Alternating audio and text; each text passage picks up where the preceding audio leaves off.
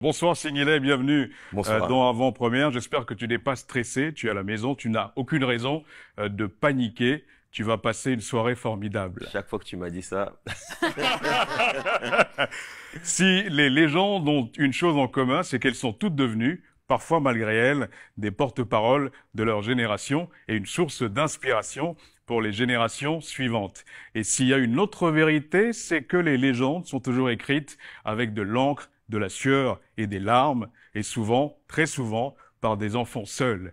Tu es né en France, où tu as fait tes premiers pas. Regarde, on a retrouvé cette magnifique photo de toi, ouais, enfant, où tu as fait tes premiers pas dans un appartement où vous étiez une dizaine, entouré, mais solitaire, parce que triste d'être éloigné de la seule personne qui peut te marcher dessus, parce que le paradis se trouve sous ses pieds, c'est ta maman, l'un des êtres les plus chers à ton mhm, cœur, qui, elle, était du côté de Brazzaville, et ton père, lui, était en République centrafricaine, où il vivait et travaillait. Ta mère, ne supportant plus d'être éloignée de son fils adoré, t'a fait venir à Brazzaville pour vivre avec elle.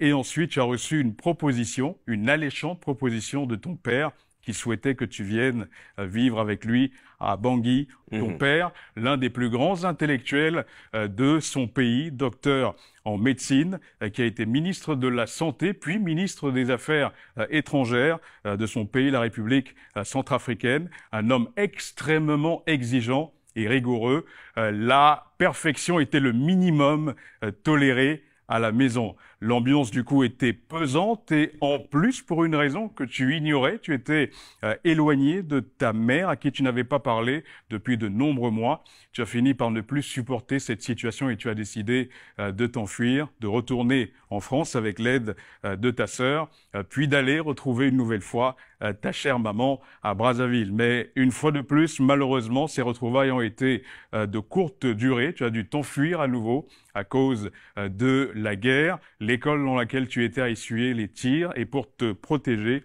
ta maman t'a fait retourner en France, retour en région parisienne où tu as vécu dans un premier temps chez ta sœur, puis tu as découvert malheureusement la vie de SDF dans le froid européen. Tu as dormi sur des bancs publics, puis souvent dans des cages d'escalier, jusqu'à ce que tes amis découvrent le calvaire et l'épreuve difficile que tu traversais. Ils t'ont proposé de venir vivre avec eux. Même là, c'était dur parce qu'il n'y avait pas de l'argent, il n'y avait pas beaucoup d'argent. Vous mangiez des boîtes de conserve quasiment tous les jours, mais il y a une flamme, une bougie qui restait allumée, celle de ta plus grande passion, la musique qui t'a été transmise par ton grand frère, Silka, qui est un peu ton mentor, Silka, le chaman, qui lui était déjà dans l'industrie de la musique, qui chantait. Pour toi, c'était une superstar. S'il y a quelqu'un à qui tu rêvais de ressembler, c'était lui. Et il est devenu ton manager quand tu as démarré ta carrière.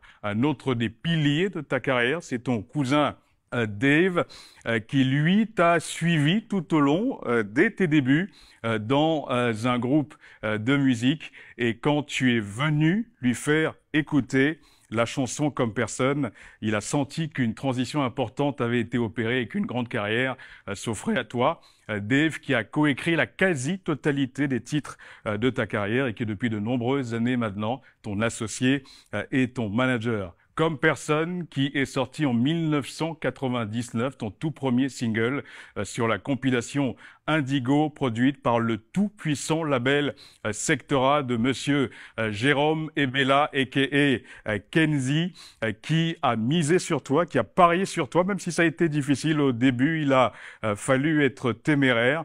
Tu l'as été en plus d'avoir du talent et il a produit ton premier album, l'album On ne vit qu'une fois, un classique certifié disque d'or qui a inspiré toute une génération de chanteurs à travers la planète. Sur cet album, dont la chanson J'avance en chantant, tu dis en lingala que ton rêve, c'est de retourner chez toi au Congo en étant devenu une superstar comme Koffi Olomidé. Et c'est exactement ce qui s'est passé. Koffi Olomidé, que tu as invité sur l'un des plus gros titres de ta carrière, La femme de quelqu'un, qui est sur l'album Dr Love.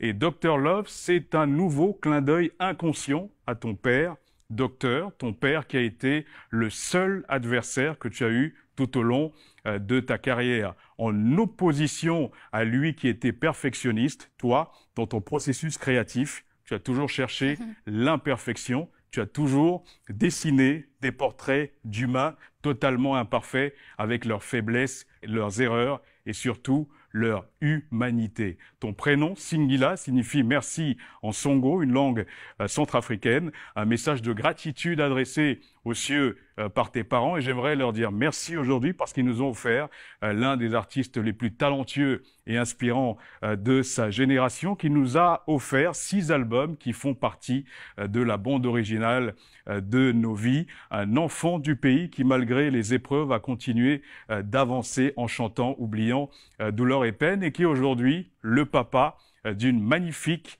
jeune fille à qui il offre tous les jours ce qu'il n'a pas eu la chance d'avoir, un père imparfait. Je pense qu'on peut l'applaudir. Bravo. Bravo. Oui. Bravo à toi. On m'a jamais dressé un tableau comme ça, mais il est hyper complet et il est vrai. Il est vrai. Je savais pas que tu savais autant de choses sur moi. Merci Brice. Merci à toi. Bravo, bravo. Ouais, hein? Bravo.